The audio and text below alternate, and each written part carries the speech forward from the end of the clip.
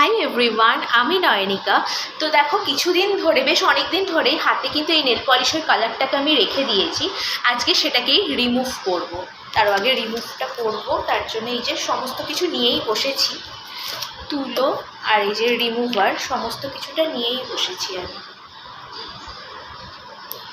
অনেক দিন হয়ে গেল তো কালারটা পরে রয়েছে, আর ভালো লাগছে না এটা পরে থাকতে।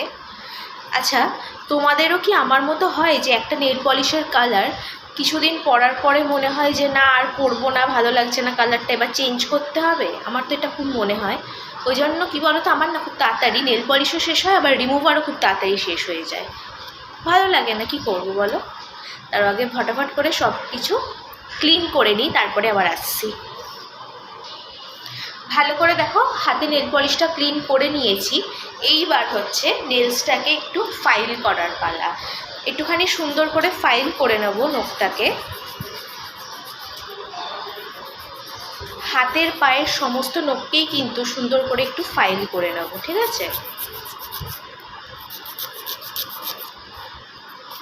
ফাইলটা করে নিই, তারপরে আসছি। 4-5 দিনের বেশি কোনো কালার না হাতে পরে থাকতে ভালো লাগে না, কেরম একটা পুরনো পুরনো হয়ে যায়। তারপরে যখন নেল পলিশটা মানে কি বলতো একটু একটু করে উঠে যায় না, ওই জিনিসটা দেখতে ভালো লাগে না। সেই জন্যেই আমার আবার একটু ঝটপট খালি চেঞ্জ করার ইচ্ছে লাগে। দেখো, নেলস ফাইল হয়ে গেছে, তোমাদের সাথে কথা বলতে বলতে করে নিয়েছি। এরপর একটা জিনিস শেয়ার করব তোমাদের সাথে। তার জন্য কী কী লাগবে, একটা ব্রাশ লাগবে, আর হচ্ছে এই যে কলগেট লাগবে, যেটা হোয়াইট কলগেট সেটাই কিন্তু লাগবে। কোনো জেল ফর্মের যে কলগেট পাওয়া যায় সেটা কিন্তু নিলে হবে না। তো এবার একটা সফট ব্রাশের মধ্যে কি করব, একটুখানি কলগেটটাকে আমি নিয়ে নিলাম, ঠিক আছে? এরপর যেহেতু নেল পলিশটা তুলেছি, বা নেল পলিশ যদি পরা নাও থাকে হাতে, তখন এটা করতে পারো। প্রত্যেকটা নখে কিন্তু অল্প অল্প করে এই টুথপেস্টটাকে লাগিয়ে নেবো, ঠিক আছে? হাতের পায়ের সমস্ত কিছুতেই কিন্তু তোমরা সব নেলসেই এটা ইউজ করবে। আচ্ছা, এবার কি করব, এবার এই যে লাগিয়ে নিয়েছি, এবার কিন্তু এটাকে ভালো করে এই ব্রাশটা দিয়ে না হালকা হাতে একটু রাব করবো। এতে কি হবে বলো তো, অনেকের নখ খুব তাড়াতাড়ি ভেঙে যায়, একটু বড় হওয়ার সাথে সাথেই ভেঙে যায়। অনেকে দাঁত দিয়ে কাটার অভ্যাস থাকে, সেই অভ্যাসের জন্য কিন্তু নখ ভেঙে যায়, নখটা বড় হতে চায় না।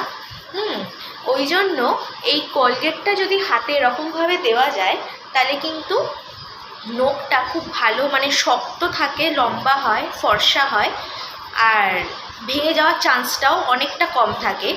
কিন্তু তোমাকে করে যেতে হবে, যাদের আর কি দাঁত দিয়ে কাটার স্বভাব, বা অনেকের হয় না যে নখটা খুব পাতলা হয় না, একটু টাইম লাগবে, ওই জন্য এটা করে যেতে হবে।